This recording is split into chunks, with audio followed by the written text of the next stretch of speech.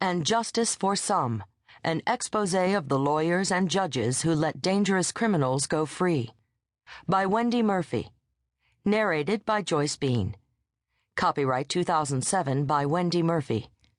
This unabridged audiobook is published by arrangement with Wendy Murphy and Trident Media, and was produced in the year 2007 by Tantor Media, Incorporated, which holds the copyright thereto. To all the victims, win or lose, who fought for justice, and to the silent ones who didn't even try because they had no faith. Forward. Most of us have heard the term crusader for justice, and that is what Wendy Murphy is.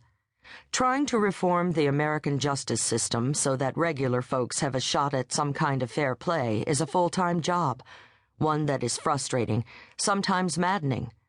The no-spin reason is that the United States is no longer a country that can tout "and justice for all." Now the legal system is Las Vegas, a game of chance, a roll of the dice. Even if you have been gravely wronged, the system may let you down big time.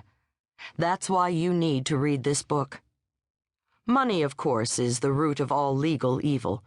The more you can spend, the more lawyers you can hire, the more experts you can buy to tell the jury things that will bewilder them, the more private investigators you can hire to dig up dirt on your legal opponents. But if you are short of cash, watch out. The legal system is not a place where the poor are well accommodated. So the deck is stacked from the start.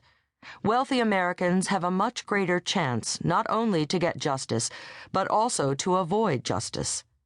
In a country that has declared all men are created equal, there is something deeply disturbing about that.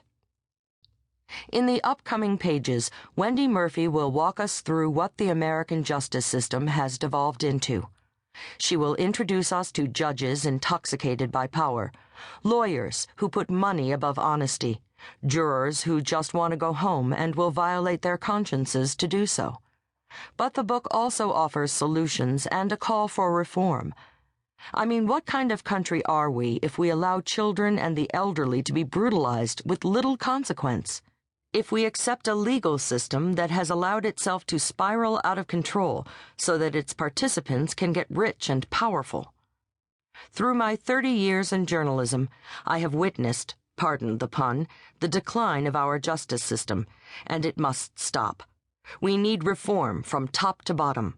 We need transparency, where folks can actually see the corrupt judges and greedy lawyers, actually witness their fellow citizens being legally blackmailed or railroaded. One of my favorite parts of Wendy Murphy's book is her anger at the so-called restorative justice concept, which has taken root in Vermont and Minnesota. I call this wind chime jurisprudence.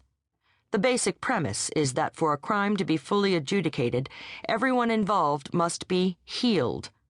Of course, that includes the criminal, who is not to be severely punished for his violation, but rehabilitated so that he realizes he must be much nicer in the future. Somewhere very warm, Al Capone is grinning. Restorative justice, the promulgation of unscrupulous tactics, lying to the media, and other modern legal techniques are all analyzed and scorched by Wendy Murphy, who uses her pen like a blowtorch. If only the legal system had Wendy's passion and compassion. If only the mercenary lawyers, corrupt judges, a deceitful press, and all the others who have made the courthouse a dangerous place would adopt a sense of fairness and a knowledge of right and wrong. The first step toward any reform is an exposition of the corruption. This book does that about as well as it can be done. It gets under the legal mumbo-jumbo and offers you, the reader, strategies to avoid getting your head kicked in if, God forbid, you wind up in a courtroom. It also offers a challenge to the powerful in America. Reform our legal system, or admit it's a farce. In her remarkable career as an attorney and child advocate, Wendy Murphy has accomplished much, including chasing numerous bad guys down and holding them accountable. She has comforted the afflicted and annoyed the oppressors.